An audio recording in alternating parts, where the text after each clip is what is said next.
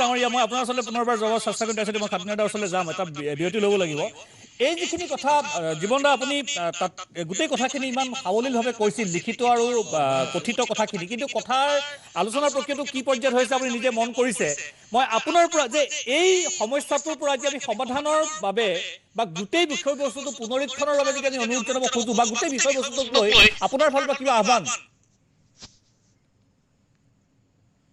মোৰ কথা হ'ল মই এজন অসমীয়া মানুহ মই ঘৰৰ অসমীয়া কোৱাৰ পিছতো মিচিং ভাষা কওঁ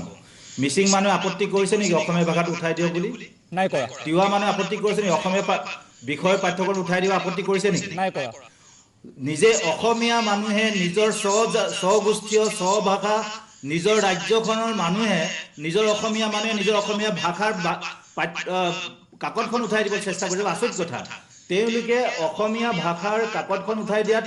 কোনো ধৰণৰ বিগলিত নহয় তেওঁলোক বিগলিত হৈছে হিন্দী ভাষা কিয় নকয় এইটোত বিগলিত সেইটো হলে নহব নহয় মই ক'ব বিচাৰিছো কাইলৈ যদি এপিএসসি দিবৰ কাৰণে মিচিং ভাষাত ইন্ট্ৰোডিউস কৰে মই ওয়েলকাম জনাম মই আদৰণি জনাম কিন্তু তাৰ অৰ্থ নহয় যে মিচিং ভাষা অন্তৰ্ভুক্ত বড়ো ভাষা অন্তৰ্ভুক্ত তিৱা ভাষা অন্তৰ্ভুক্ত অসমীয়াটো অঁতৰাই দিব লাগে আমাক তিৱাও লাগিব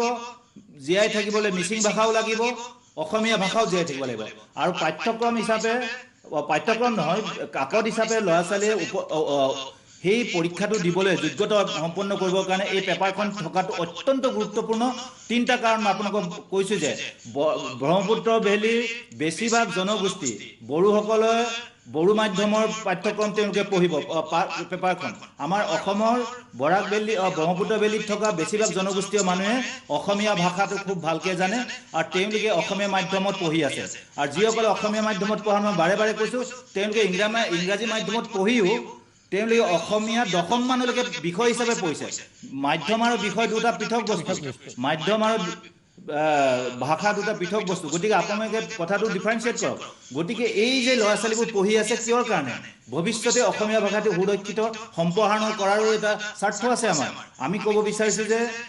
যেতিয়ালৈকে অসমত অসমীয়া ভাষা উঠাই দিবৰ কাৰণে অসমীয়া মানুহে যেতিয়া উদ্যোগ ল'ব তাতোতকৈ দুখৰ আৰু নিজকে অসমীয়া হিচাপে ধিক্কাৰ দিবলৈ মন যায় আপুনি চাওক আমি এনে এখন ৰাজ্যত আছো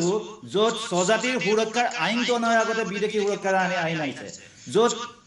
স্বজাতিৰ অসমীয়া ভাষাৰ মাধ্যমৰ অসমীয়া ভাষাটো উঠাই দি পেলাই আমাৰ স্বজাতিয়ে এইটো কাম কৰিবলৈ চেষ্টা কৰিছে য'ত আমাৰ ল'ৰা ছোৱালীয়ে